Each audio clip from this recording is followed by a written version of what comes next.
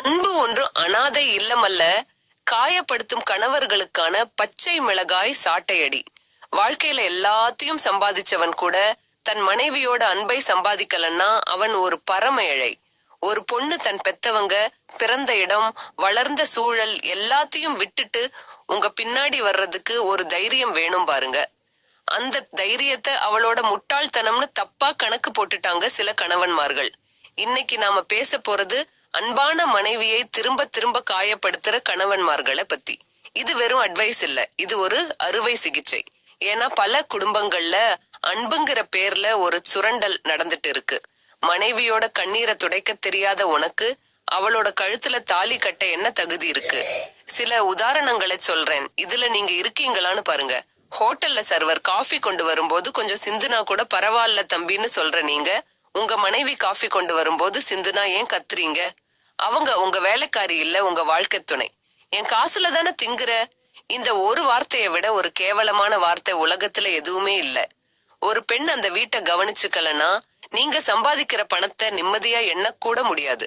அவன் பொண்டாட்டிய பாரு, எவ்வளோ அழகா இருக்கா, நீ ஏன் இப்படி இருக்க? மத்தவங்க கிட்ட இருக்கிற அழக பாக்குற நீங்க.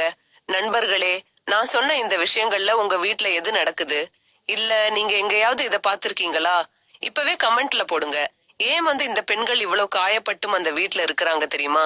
அவங்களுக்கு வேற இடம் தெரியாம இல்ல. சரி ஆயிடும், பிள்ளைகளுக்காக நம்மளை விட்டு அவருக்கு யாரு இருக்காங்கிற அந்த அநியாயமான பாசம்தான் அவங்கள அங்க கட்டி போட்டு இருக்கு. ஆனா ஒரு உண்மைய புரிஞ்சுக்கோங்க, ஒரு ரப்பர் பேண்டை எவ்வளோ இழுக்க முடியுமோ அவ்வளோ இழுக்கலாம். ஆனா ஒரு கட்டத்துல அது அருந்து போகும்.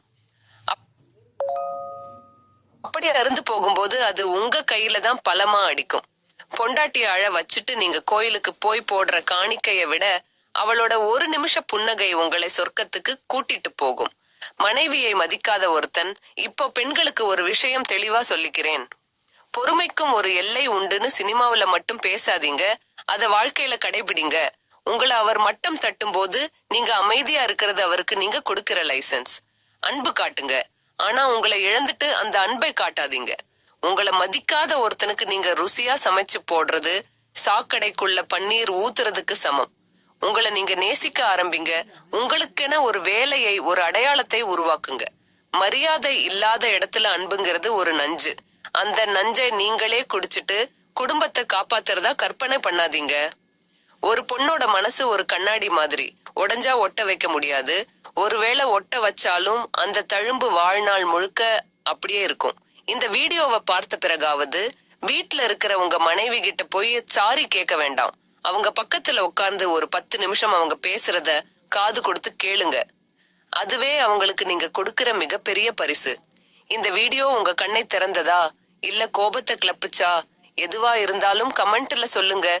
இந்த வீடியோவை